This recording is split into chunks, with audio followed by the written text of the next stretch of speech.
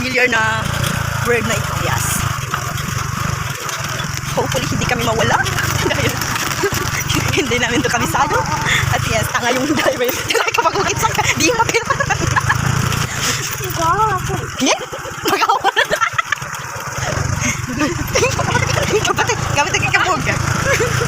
Hindi ko makaga. Wala ka na. Jingle ko, hindi ka na. Hindi ka ni mataw. Manisang pa siya guys.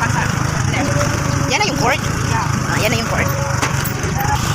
Ito yung second na liko namin papuntang kanan. Kanan ba? O kanan. Nararaya ko talaga. Yes. Ang daming humps. Every time na nakakakita ko ng humps, si Sir Marlon yung naalala ko. Masila. Oh, hindi ba ba? Di. Balik ko siya. Record natin kung saan banda. Yes, ayan. Naalala ko na siya. And I know na. Sana hindi na tayo mawala. Yeah. Ano kaya yung mabibili ko?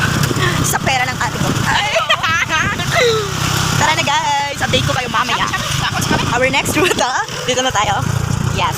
Yellow na bahay na may green. Napatay ni Pamisyo. Ito na yung parang direction na tayo. Ay, hindi. May lilikuan pa.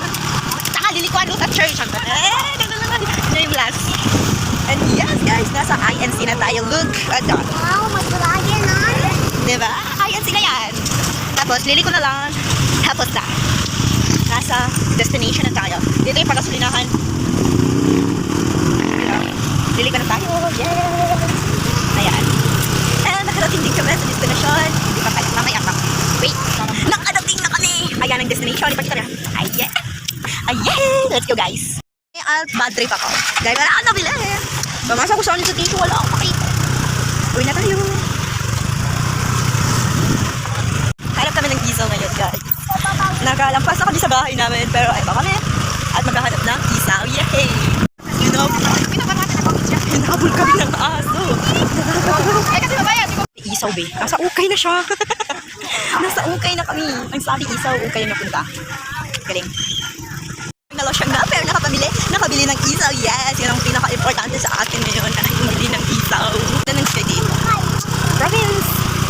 Nakauwi na. And look at the shirt that my sister libre me. Nilibre niya ako. Himalayon sa buong buhay namin. Babawiin pa, di ba? Ayan, ang ganda. Bagay sa akin. Hindi. So, yun lang guys. Bye-bye.